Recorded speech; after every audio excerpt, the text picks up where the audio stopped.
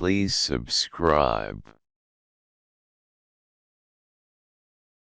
New Mercedes AMG G 63 4x4 Superscript 2 2023 Review. The wild Mercedes AMG G 63 4x4 Superscript 2 off-roader is given a lift with clever axle kit. Verdict: a monster truck of cartoonish proportions that you can actually buy. There are very few genuine usage cases to justify the G 63 4x4 Superscript 2, but that doesn't mean it shouldn't exist. If you're super wealthy, always in a hurry, and the last few miles of driveway to your alpine retreat / vineyard / palace aren't finished, then this brilliantly bonkers but hugely capable G-Class could be just the thing. The G-Class isn't an SUV, says Emmerich Schiller, CEO of Mercedes G-Class sub-brand. It's an off-roader. He's not wrong, either, because there are few places on earth the regular G500 or G63 can't get you. But back in 2015, with the previous G-Class nearing the end of its life, the company produced the G-Class 4x4 Superscript 2, a mad machine with portal axles that took the G-Class to new heights, in every sense. Despite expectations of building just 150 G500 4x4 Superscript 2s, Merc produced around 2,100. Enough, then, to justify another one, although this time it's based on the most powerful AMG version, which makes this 4x4 Superscript 2 even more extreme. You'll struggle to see under the bonnet without a ladder, such is the height increase from those portal axles, but take a peek and you'll find AMG's 577 bhp 4.0-liter twin-turbo V8.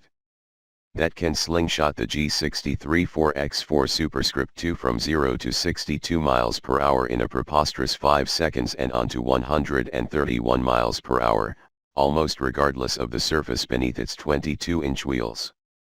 That's half a second slower than a standard G63, which is forgivable due to the additional 370 kilograms or so that the 4x4 Superscript 2 specification adds, but being set so high, it doesn't feel any less hilariously rapid. Indeed, it feels more so. Much of that weight is in the new axles, which feature helical gears rather than the straight-cut items in the 4x4 Superscript 2's predecessor. That's been done for refinement, so the gear whine that was obvious in the old model has gone, providing real civility inside, so long as you've not got that V8 blaring out of the side exit exhaust pipes at full revs. Do that and you'll enjoy a gloriously overt soundtrack and shocking speed. Driving the 4x4 Superscript 2, you're overcome with a feeling of total authority, of being in a vehicle that could face Armageddon. There are compromises, naturally, but they're not as extensive as you might imagine, and they largely center on the sheer scale of the car. Climbing in requires some athleticism, but once there, besides the camera-fed rear-view mirror, it's all familiar if you've sat in a G-Class before. That means there's something of a modern and ancient mix, with large touch screens that contrast with push buttons, but it all works well, and the spacious interior is finished beautifully. The three biggest buttons in the center console operate the locking differentials, while there's a low-range button and drive modes to select, too. The 12.3-inch screens can display everything from inclinometers and the suspension articulation to a forward-view camera.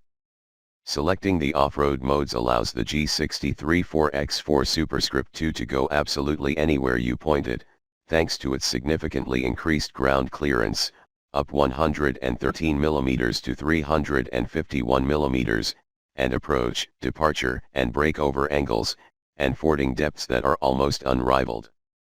It means there really ain't no mountain high enough, or river, well, you get the idea. On the road, where, let's face it, most 4x4 Superscript 2s are more likely to spend the majority of their time, it's surprisingly light-footed for such a big machine. Like a rugby prop forward, it's weighty but agile, and this new G63 4x4 Superscript 2 actually turns in with a finesse that simply wasn't possible with its predecessor. There's been a fair bit of chassis tuning to allow that, so much so that if you order yours with the optional roof rack, with a 90 kg dynamic load limit, or 180 kilograms when static. If you plan on putting a roof tent on it, you get a different ESP setting to account for the higher center of gravity. It rides well, too, although get too carried away and the ESP will start to make its presence felt, albeit more in the background than front of house.